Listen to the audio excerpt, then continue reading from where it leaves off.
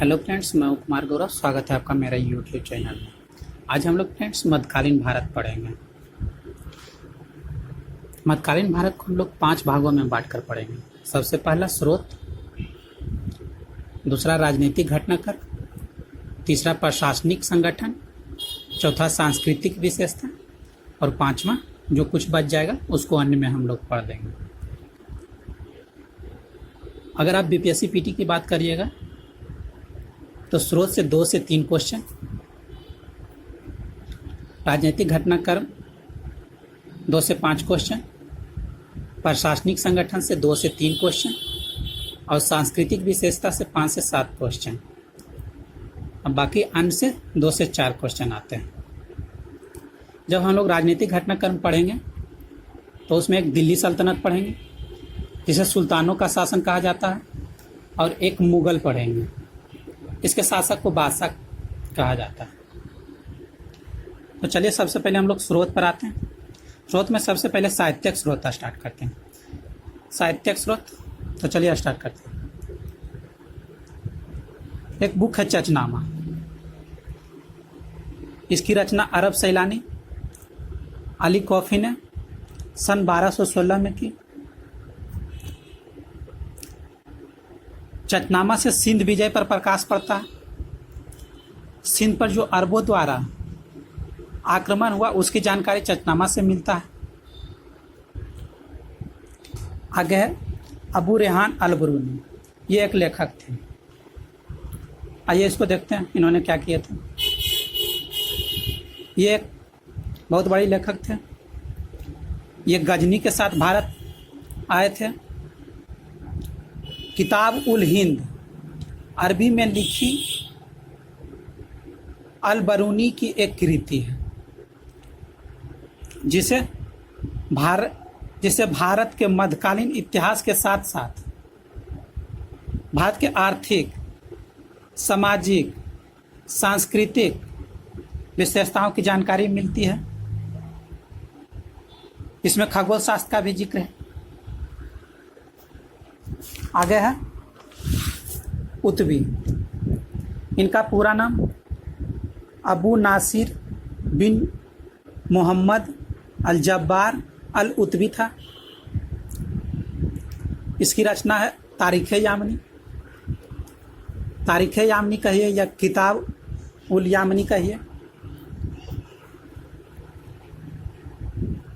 उतबी का संबंध फारस के उत्तब परिवार से था जो मोहम्मद गजनवी की सेवा में था। इस कारण उतबी को मोहम्मद गजनवी और उसके कार्यकलापों के व्यक्तिगत जानकारी थी।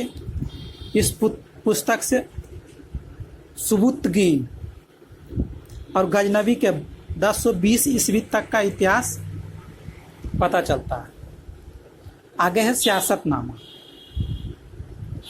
यह अबू हसन इबन अली तूसी, जिसे निजाम अल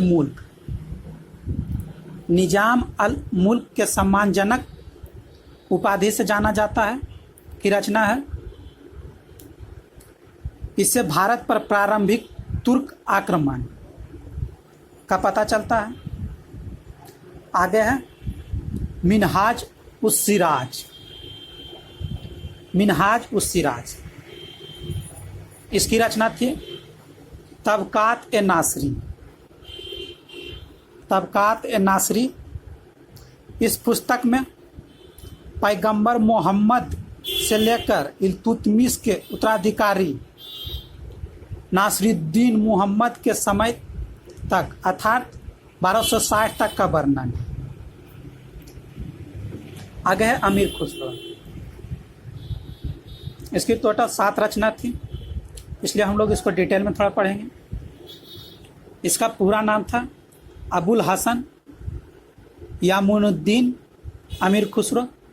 जन्म 1253 पटियाली में, मृत्यु अक्टूबर 1325 दिल्ली में। अमीर खुसरो को तूतीय हिंद के नाम से भी जाना जाता है। तूतीय हिंद। उन्होंने स्वयं कहा है, मैं हिंदुस्तान की तूतियों उन्होंने बलबन से लेकर गियासुद्दीन तुगलक तक के शासन को देखा है। बलबन से लेकर गियासुद्दीन तुगलक तक, यानी कुल मिलाकर ये 7 शासक को देखा है, यानी 7 सुल्तानों का अधीन रहा है। वो 7 सुल्तान कौन कौन थे उसको देख लेते हैं।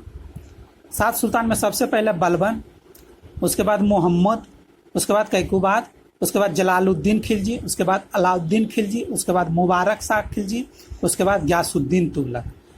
मतलब ये 7 का शासन अमीर खुसरो ने देखा। अमीर खुसरो के कुल 7 ग्रंथ है।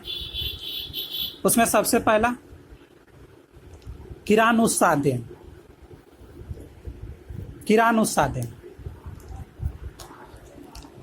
1289 ईस्वी में लिखित है।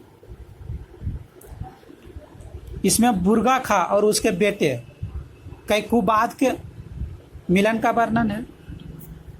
यहाँ बुर्गा खां जो था बलबन का बेटा था। किसका बेटा था? बलबन का बेटा था।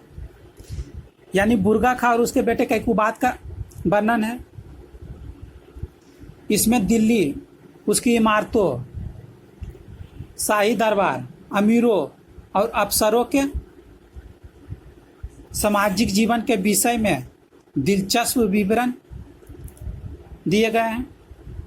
इस रचना द्वारा उन्होंने मंगोलों के प्रति अपनी घृणा भी प्रकट की है। दूसरी रचना है मिफ्ता उल फतेह। क्या है? मिफ्ता उल फतेह। मिफ्ता उल फतेह की रचना उन्होंने 1291 में की। इस रचना में उन्होंने जलालुद्दीन खिलजी के सैन्य या बयानों,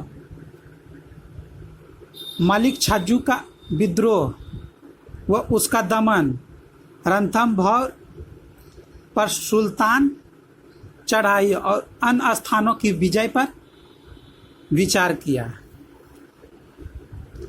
आगे है खजाइन उल फतेह। क्या है? खजाइन उल फतेह। खजाइन उल फतेह से क्या पता चलता है हम लोग को? अलाउद्दीन खिलजी के दक्षिण अभियान है इसमें। मतलब अलाउद्दीन खिलजी के दक्षिण अभियान इसमें है। इसमें जिसे तारीख़ ए अलाई के नाम से जाना जाता है। अलाउद्दीन खिलजी के शासनकाल के पहले 15 वर्ष का चाटुकारिता पूर्ण विवरण है।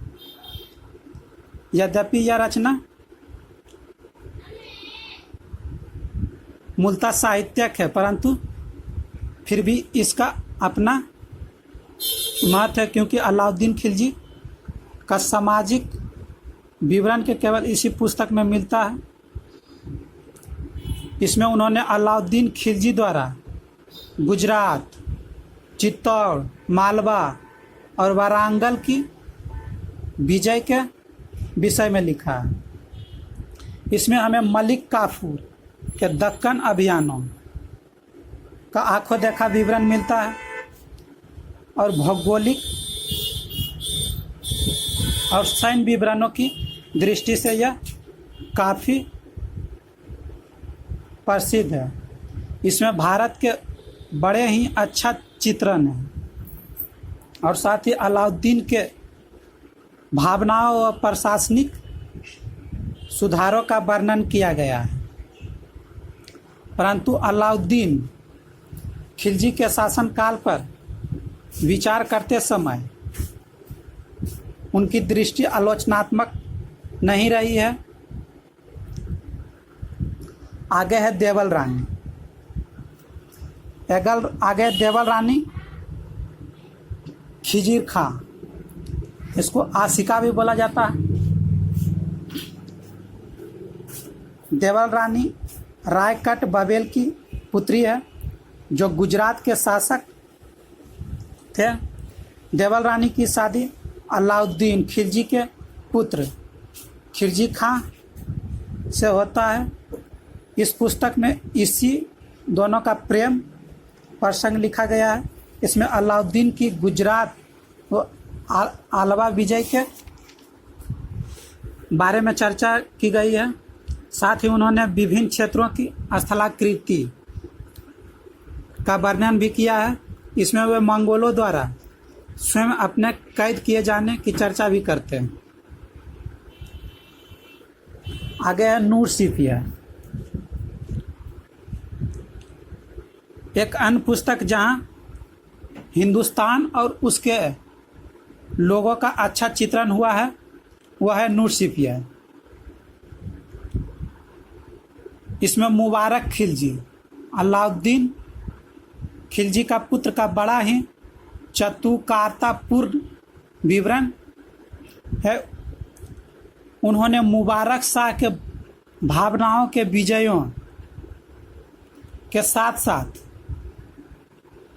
जलवायु जैसे विषयों पर विचार किया है।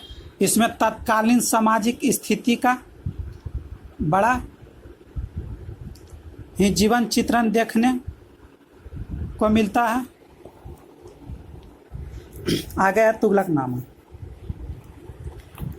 तुगलकनामा खुसरो की अंतिम ऐतिहासिक मसनवी है तुगलकनामा। इसमें खुसरो शाह के विरुद्ध गयासुद्दीन तुगलक की विजय का चित्रण है। पूरी कहानी को धार्मिक रंग में प्रस्तुत किया गया है। इसमें गयासुद्दीन सत तत्वों का प्रतीक है और उसे असत तत्वों के अमीर खुसरो शाह के साथ संघर्ष करते दिखाया गया है। आगे है एजाज खुसरवी। अमीर खुसरो का बहुत सारा तत्व का संकलन इसमें मिलता है।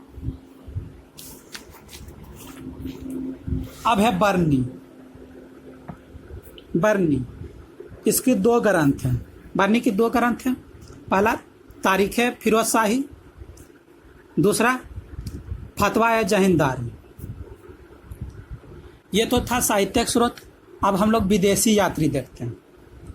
विदेशी यात्री में सबसे पहले मार्को पोलो को देखते हैं। मार्को पोलो ये इटली से आए थे। इन्हें आधुनिक भूगोल का पिता भी कहा जाता है, यानी मार्को पोलो को आधुनिक भूगोल का पिता भी कहा जाता है। और चीन के सम्राट कुबलाई खान के दरबार में ये 1274 के आसपास गए थे। आगे है निकोलो कोर्की। ये भी इटली से आए थे। 1420 का घटना है। यह दक्षिण भारत तक अपनी यात्रा किए थे। आगे है फर्नाओ नूनीज। यह घोड़े का व्यापारी था तथा पुर्तगाल का रहने वाला था। 1535 ईस्वी से 1537 के बीच यह विजयनगर दरबार आया था। आगे दुआर्तो बारबोसा, यह भी पुर्तगाल से आया था। यह 1516 के बीच विजयनगर की यात्रा किए थे।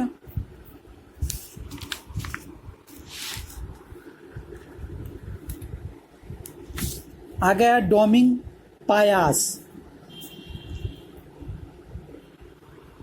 जो खंबात के खाड़ी से मालिका के बीच होने वाले व्यापार का वर्णन करते थे।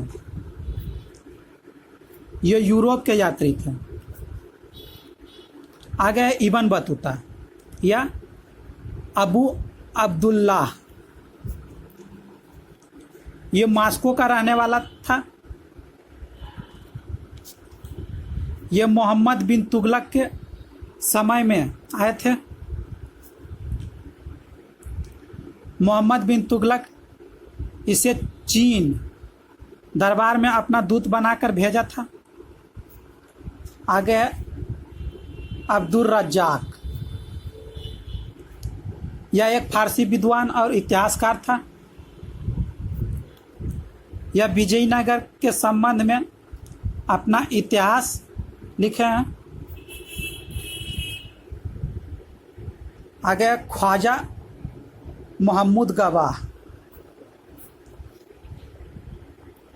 इसका एक ग्रंथ है रियाज उल नियाज, जिससे ब्राह्मणी साम्राज्य की जानकारी मिलती है। अब कश्मीर के संबंध में, कश्मीर पर कई इतिहास लिखे गए हैं। सबसे पहले छेमंद की बात करते हैं। इनका ग्रंथ है लोक प्रकाश। इसमें कश्मीर के तत्कालीन सामाजिक और आर्थिक पहलुओं पर प्रकाश पड़ता है।